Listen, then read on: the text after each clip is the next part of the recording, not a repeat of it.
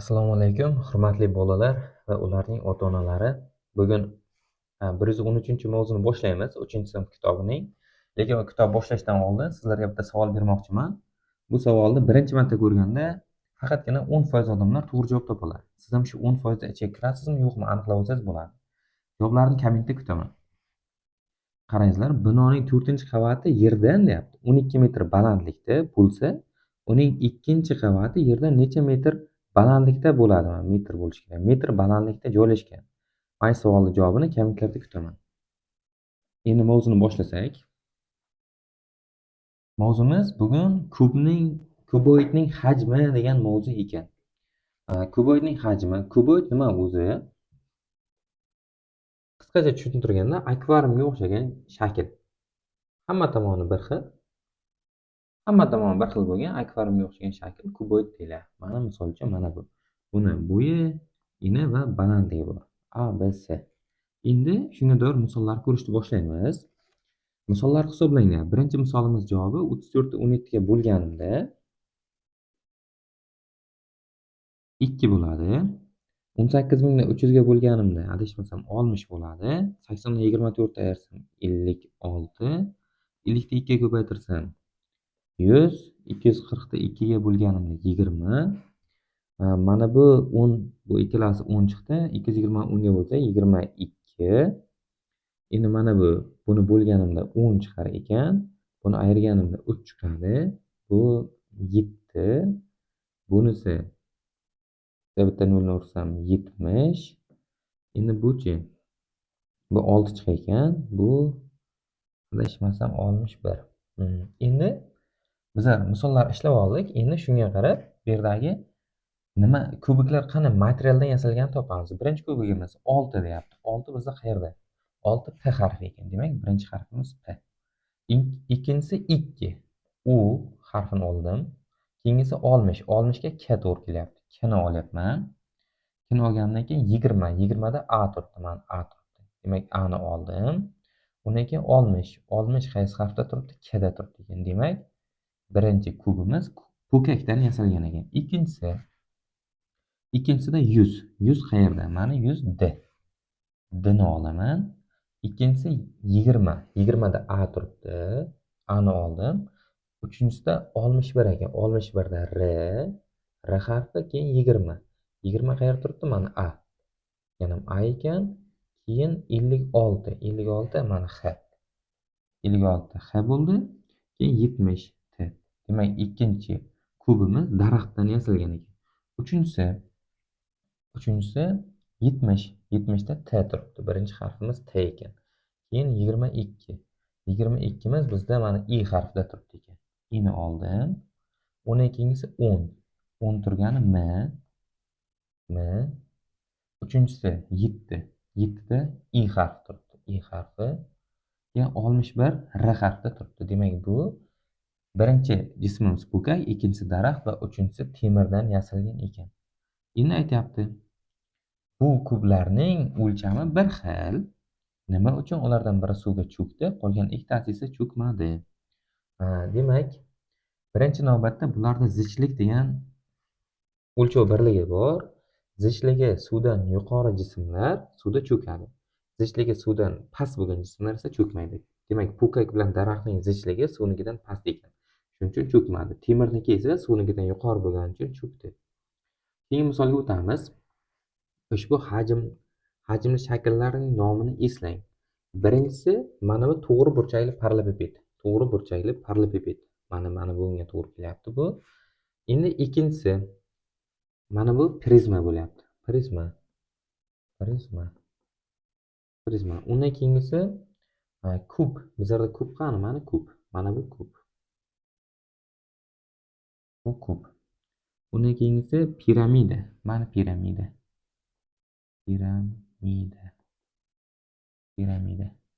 Undan keyingisi bizda silindr bor ekan. Silindr. Qani silindr? Mana silindr. Mana bu silindr. Undan keyin bitta bizlarda konus qoldi. Mana bu shaklimiz konus. Endi bu shakllarni ikkita guruhga bo'ling. Har bir guruhdagi shakllar qanday umumiy xususiyatga ega? Men ikkita guruhga bo'lsam, mana bu konus bilan silindrni bitta guruhga olaman, chunki aylana jismlar. Bularga o'xshab uchi bularda bitta asos va bitta uch bor. Bularda unaqa emas. Uchlari ko'p, soni ko'p. Shuning uchun uni bitta guruhga olsak bo'ladi. Keyingi misolimiz keyingi betga o'tsak, keyingi betda aytyapti. Rasmga qarab deyapti. Savollarga javob bering deyapti. Katta ko'pning pastki qatoriga nechta oq ko'p joylashtirilgan? Sanayman men. Birinchi oq ko'p, ikkinchi, uchinchi. Bu tomonda ham 1, bu tomonda ham 3 ga 3 ekanda. Demak, bu tomonda ham 3 ta, bu tomonda ham 3 ta. Demak, nechta joylashgan degandan keyin 3 ko'paygan 3 bo'ladi-da, jami 9 ta. Bir qatoriga 9 ta ketar ekan. Demak, bizlarda bunaqa qatordan qaranglar. Mana buni past mana qator bilan birga ham bitta qator bor. Undan tashqari bu ikkinchi qator, uchinchi qator. Yuqori qarab ham 3 ta qator ketyapti. Endi katta ko'pning ichiga jami nechta ko'p sig'adi degandan keyin 3 ko'paygan 3 ko'paygan 3 bo'ladi. Jami 27 dona ko'pcha ketadi. Shunaqa ko'pchadan 27 dona ketar ekan. Endi mana bu yerda bizda qoida bergan. To'g'ri burchakli parallelepiped kuboidning hajmi bu shaklning ichiga nechta birlik o'lchov, masalan, kublar joylashishini ko'rsatadi, deyapti. Nechta ko'pcha ketsa, uni hajmi shunga teng, deyapti. Endi kuboidning hajmining formulasini beryapti bizga. V hajm V harfi bilan belgilanadi. A ko'paygan B ko'paygan C. Bo'yi, eni va balandligini ko'paytirsa, kuboid hajmi kelib chiqar ekan. Ya'ni ichiga nechta ko'pchalar ketadi, o'sha kelib chiqar ekan. Endi ikkinchi formulamizda aytyapti, V teng S ko'paygan H. Bu yerda H harfi balandlik. Mana balandlik. Mana S yuza. Yuza va balandlikni ko'paytirsa ham kubning hajmi kelib chiqar ekan, kuboidning. Endi misollarga o'tishni boshlaymiz. To'g'ri burchakli parallelepipedning bo'yi 14 sm. Eni undan 4 marta kichik, deyapti. 4 marta kichik degandan keyin birinchi qiladigan ishim mana bu 14 sm men 140 millimetr deb olaman. Endi eni undan 4 marta kichik bo'lgandan keyin bu A da, endi bu bo'yini A deb belgilaymiz, endi B. Eni esa 4 marta kichik bo'lgandan keyin 140 bo'lingan 4. 144 ga bo'lganimda 35 ekan. Demak, uni bo'yi eni 35 ekan. Balandligi esa bo'yidan 90 mm kichik. Demak, S esa 140 minusdan 90 ga teng ekan. 140 dan 90 ni ayirganimda 50 bo'lar ekan. Endi to'g'ri burchak parallelepipedning hajmini toping. V formulamizga asosan A ko'paygan B ko'paygan C. Demak, A 140 ga teng. 140 ko'paytirilgan B 35 ga teng. Ko'paytirilgan C bizda 50 ga teng. Bizning javobimiz 245 ming millimetr kub degan javobga kelar ekanmiz. Millimetr kub. Endi keyingi misolga o'tamiz. Endi bizlar akvarium kelyapti. Shu akvariumdagi misolni o'rgatishdan oldin sizlarga bir narsani o'rgataman. Mana bu kubcha bor. Mana bu kub. Bu kubni bekordan-bekor chizmadim. Juda muhim narsa. Tushunib olsalaringiz, har doim litr degan tushunchani o'rganib olasizlar. Mana shu kubni bu tomoni ham 1 detsimetr, bu tomoni ham 1 detsimetr va mana bu tomoni ham 1 detsimetr bo'lsa, bu kubga 1 litr suv ketadi. Demak, uchalasini ko'paytirganimda 1 detsimetr kubga keladi. 1 detsimetr kubim 1 litrga teng bo'ladi. 1 litr. Endi birinchi misolimda akvariumning bo'yi 80 sm, eni 5 detsimetr, balandligi 700 mm. Unga necha litr suv sig'adi degandan keyin hamma birlikda detsimetrga o'tkazishim kerak. Endi mana bu 80 santimetrim 8 detsimetrga teng. Mana 5 detsimetr o'zi 5 detsimetr. Endi mana bu 700 mm esa 700 mm 7 detsimetrga teng bo'lar ekan. Endi bizlarda necha litr suv ketadi degandan keyin uni hajmini topaman. V teng A ko'paygan B ko'paygan C formula orqali. Bu teng. Bizlarda bo'yi 8, eni 5, buni balandligi 7. Uchalasini ko'paytiraman. 8 kira 5 40, 47 ga ko'paytirsam 280 litr suv ketar ekan. 280 yo'qolib qoldi, men topolmay qoldim. Hozir boshqatdan yozaman. V teng 8 ko'paygan 5 ko'paytirilgan 7 jami bu 280 litr suv ketar ekan. Endi misolni ikkinchi qismiga o'tamiz.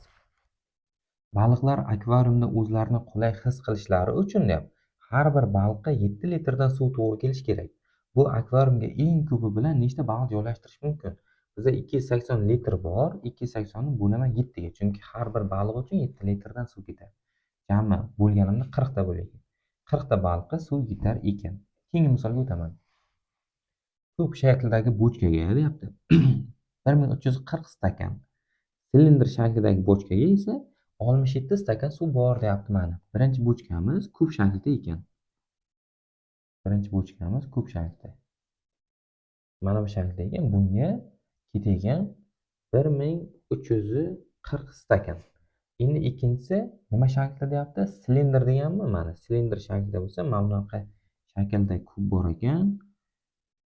Idish bor ekan, bochka bor ekan. Bunga nechta ketadi deyapti? 67 ta stakan suv ketadi deyapti.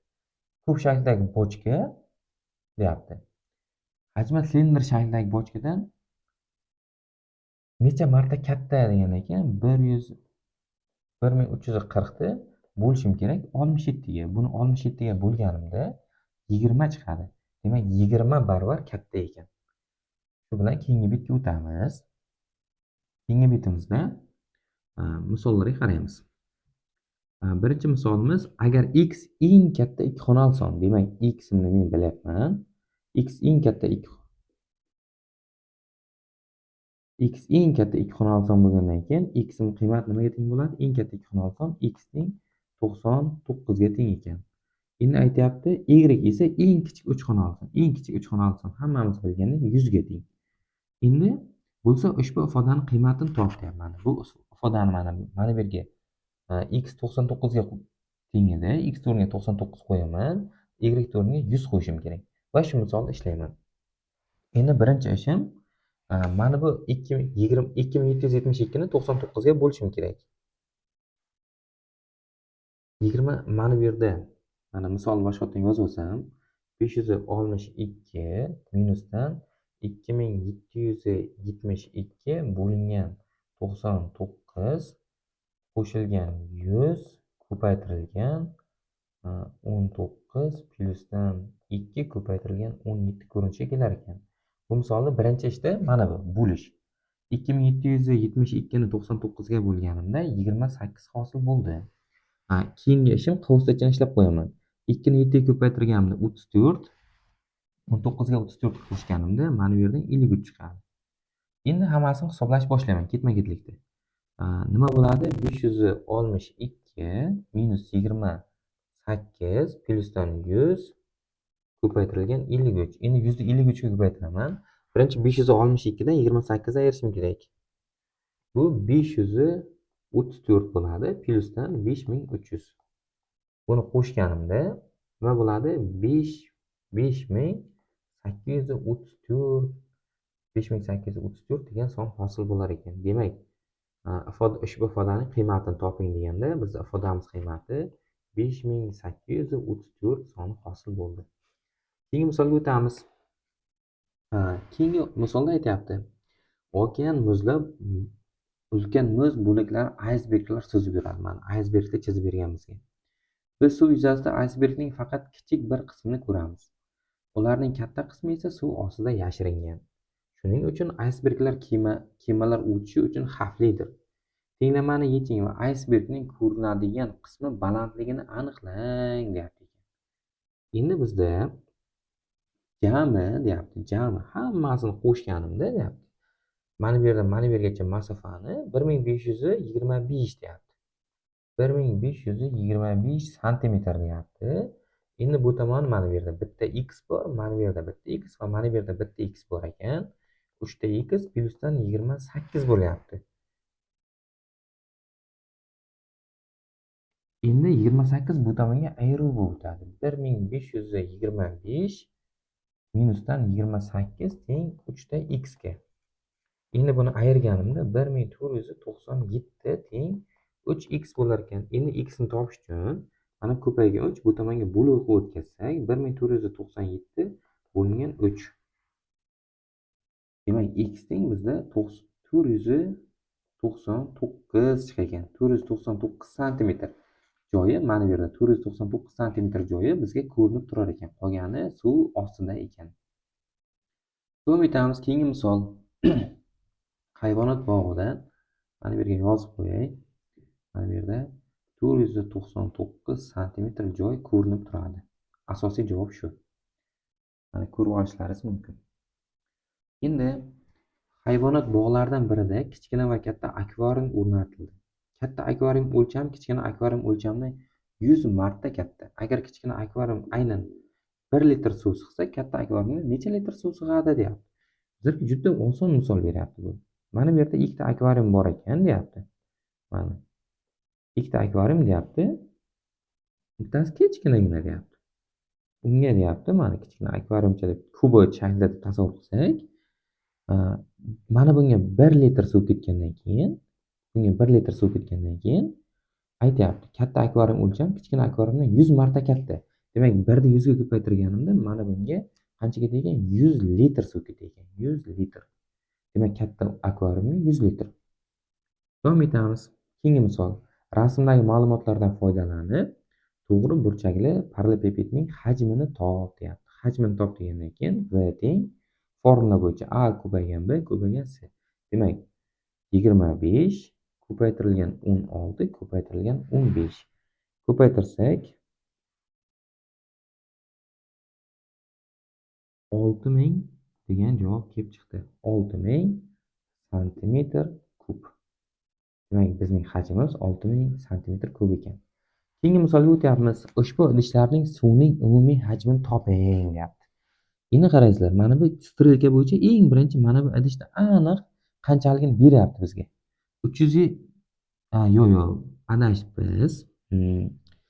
Mana bu birinchi idish emas, oxirgi idish emas, birinchi idish hajmi berilgan ekan.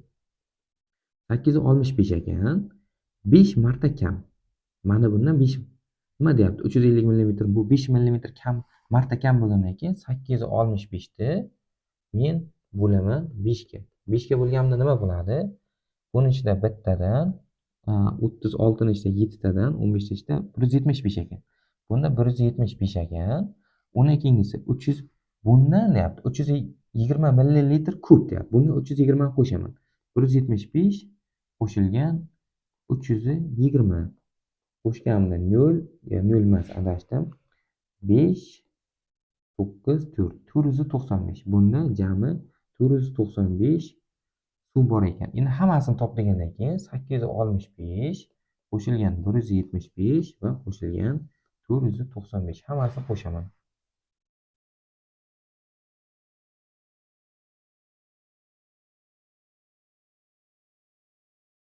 Bir ming 535 degan javobni olar ekanman. Shu bilan 113-mavzu tugadi. Keyingi mavzularda ko'rishguncha, boshida bergan savolim, ya'ni mana bu savolning javobini kommentlarda kutaman va matematikani zo'r bilaman degan tanishlaringizga bu savol jo'natib qo'ying. Bilasizda, shu 10% kira olar ekan, kira olmay ekan. Keyingi darslarda ko'rishguncha.